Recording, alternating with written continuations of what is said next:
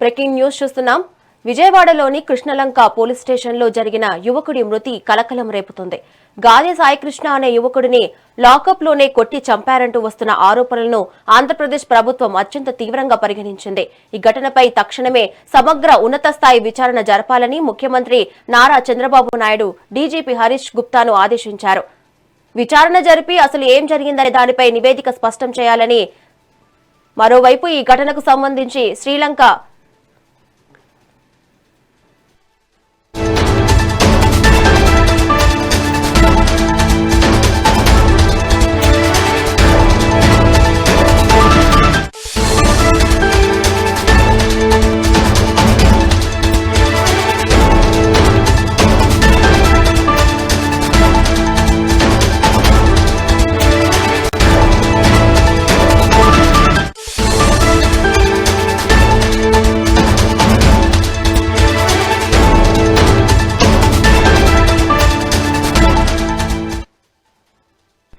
Breaking news చూస్తున్నాం. విజయవాడలోని Krishnalanka police స్టేషన్లో జరిగిన యువకుడి మృతి కలకలం రేపుతుంది.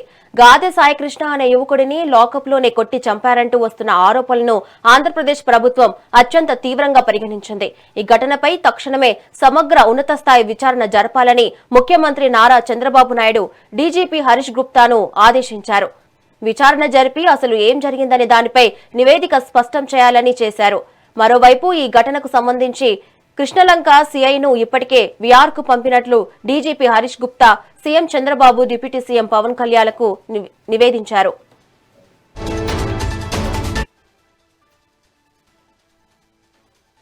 పోస్టులు పెడతారండి.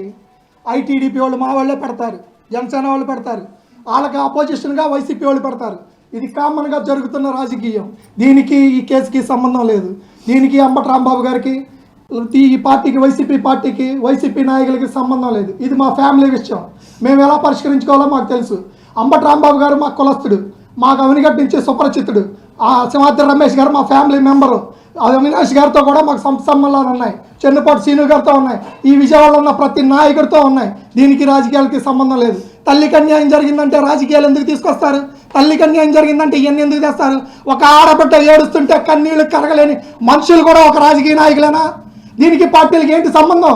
మీరు నిజంగా నిజాయితీ పరులైతే స్టేషన్ మీద మీరు విచారణ జరిపించండి. సిట్ చేత విచారణ చేపించండి, సిబిఐ చేత విచారణ చేపించండి. నిందితులను బయటకు తీసుకొచ్చి 302 కేసు కట్టి మా వాడు దుర్మార్గుడు అన్నారు కదా. ఇప్పుడు సిఐ ఏంటి? గాంధీ మహాత్ముడా? సిఐ మంచివాడా? సిఐ పక్కన ఉన్న కానిస్టేబుల్ మంచివాళ్ళ? వాళ్ళని ప్రశ్నించరా? వాళ్ళు చేసే తప్పులు కాదా? మా వాడు చేసిన తప్పు అయితే సిఐ చేసింది కూడా తప్పే. అతను కూడా 302 కేసు పెట్టి అతను కొడతా, అతని అనుచరులతో పాటు మొత్తాన్ని సబ్ జైలుకి పంపించాల్సిందే. మా డిమాండ్ రాజీ పడేవాళ్ళం అయితే, డబ్బులు తీసుకొని ఇంట్లో కూర్చునే క్యారెక్టర్లు అయితే కొన్ని కోట్లు వెనకాలేసుకొని మా బతుకులు మేము బతికేవాళ్ళం. రూపాయి లేకుండా, కట్టుకోవడానికి బట్టలు లేకుండా అలో లక్షణ అంతా ఏడుస్తా స్టేషన్ల చుట్టూ ఒక ఆడబిడ్డ తిరుగుతుంటే, చేతగాని ప్రభుత్వాలు, చేతలేని చావలేని నాయకులు ఉన్నంతకాలం పేదవాడికి న్యాయం జరగదు. మేము కోరుకునేది ఒకటే, మా నాయకుడు పవన్ కళ్యాణ్ గారు న్యాయం చేస్తారు. ప్రశ్నించండి అన్నారు. ప్రశ్నిస్తున్నాం. ఇప్పుడు దీని మీద ఏ విచారణ చేస్తారో, ఏం చేస్తారో అంతా మీ చేతుల్లో ఉంది. అనితి గారి చేతుల్లో ఉంది, లోకేష్ గారి చేతుల్లో ఉంది, చంద్రబాబు గారి చేతుల్లో ఉంది. ఇప్పుడు చెప్పండి, అంబటి రాంబాబు గారు మాతో మాట్లాడటం తప్ప? మాకు మీరు చేయాల్సిన సపోర్ట్ వాళ్ళు ఇవ్వటం తప్ప? మా నాయకులుగా మాకు ఇంట్లో ఫ్యామిలీ మెంబర్స్గా రావటం తప్ప? ఒక సామాన్యుడికి అన్యాయం జరిగితే వస్తే తప్ప? అందరికీ కూడా ధన్యవాదాలు. ధైర్యంగా ఒక డిపార్ట్మెంట్ని, కొన్ని రాజకీయ పార్టీలను కూడా వ్యతిరేకించి మీరు వచ్చి ఈ ప్రెస్ మీట్ తీసుకుంటున్నందుకు మీకు రుణపడిపోయి ఉంటామండి. నేను ఏ పార్టీయో మీకు తెలుసు. ముళ్ళపూడి నాగేశ్వరరావు అని చెప్పి యూట్యూబ్ బైట్స్ అని కొడితే ఏమొస్తాయో మీకు తెలుసు. సామాజికంగా జరిగే అన్యాయాల మీద నా విశ్లేషణ ఏంటో ఇక్కడ ఉన్న చాలామంది విలేకరులు అందరికీ కూడా తెలుసండి. జర్నలిస్టులకి నేను ఒకటే కోరుకుంటున్నానండి, మేము పవన్ కళ్యాణ్ గారు అంటే అభిమానం. మేము పవన్ కళ్యాణ్ గారి పార్టీ తప్పనిసి ఇంకోటి కాదండి.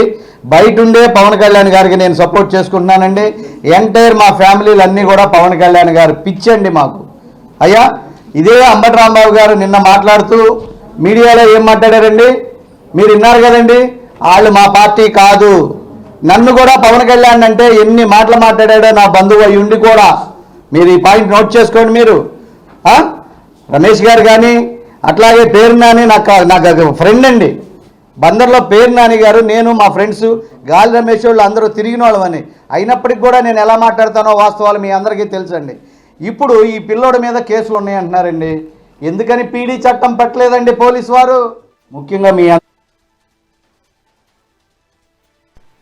బ్రేకింగ్ న్యూస్ చూస్తున్నాం. విజయవాడలోని కృష్ణలంక పోలీస్ స్టేషన్లో జరిగిన యువకుడి మృతి కలకలం రేపుతుంది.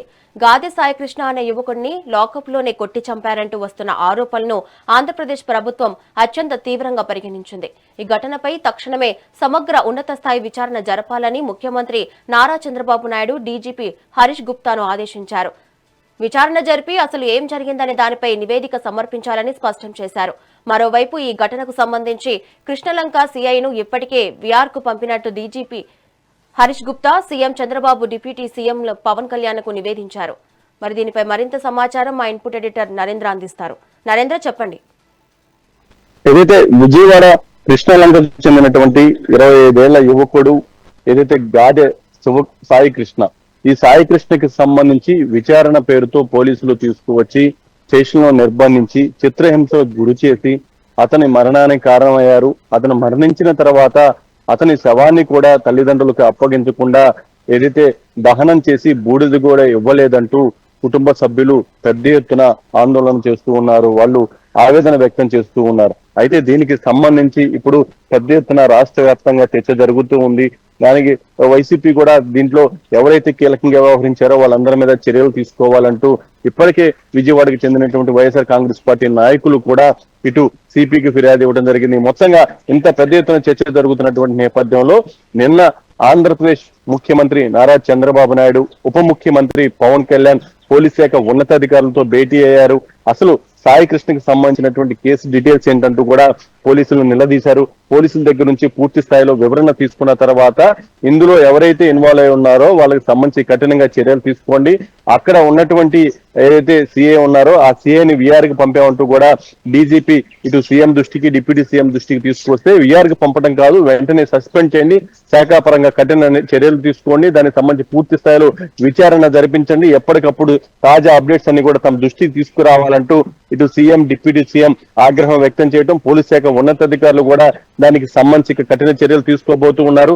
ఏదైతే సాయి కృష్ణకి సంబంధించి గతంలోనే అనేక కేసులు ఉన్నాయి, అతను పెద్ద నేర చరిత్ర కలిగినటువంటి వ్యక్తి అంటూ కూడా సోషల్ మీడియాలో ప్రచారం జరుగుతూ ఉంది. అయితే కుటుంబ సభ్యులు దీన్ని పూర్తి స్థాయిలో తప్పుపడుతూ ఉన్నారు.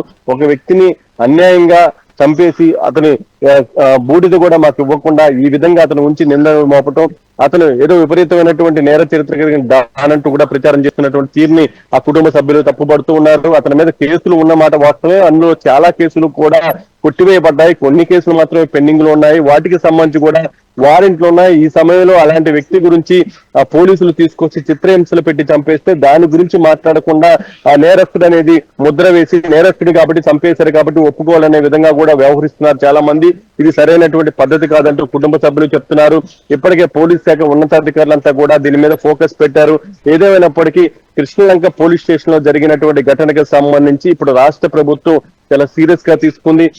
ఈ చర్యల వల్ల రాష్ట్ర ప్రభుత్వానికి కూడా ఇబ్బందికర పరిస్థితులు వచ్చేటువంటి అవకాశం కనపడుతుంది. ఎందుకంటే ఒక వ్యక్తిని పోలీసులు విచారణ పేరుతో తీసుకురావటం, అతను అదుపులోకి తీసుకొని పోలీసుల సమక్షంలో అతను మృతి చెందాడంటూ కూడా కుటుంబ సభ్యులు చెప్తున్నారు. దానికి సంబంధించి ఎలాంటి క్లారిటీ లేదు. పూర్తిగా ఏదైతే దీనికి సంబంధించినటువంటి సమాచారం ఇప్పటికే వాళ్ళ కుటుంబ సభ్యులు కూడా హైకోర్టును ఆశ్రయించారు. హైకోర్టులో కూడా దీనికి సంబంధించి ఏం చేయాలి ఏంటి అనే దాని మీద కూడా వాళ్ళ కుటుంబ సభ్యులు పూర్తిగా ప్రయత్నాలు చేసి హైకోర్టును ఆశ్రయిస్తే హైకోర్టు కూడా పోలీసులను ప్రశ్నించింది.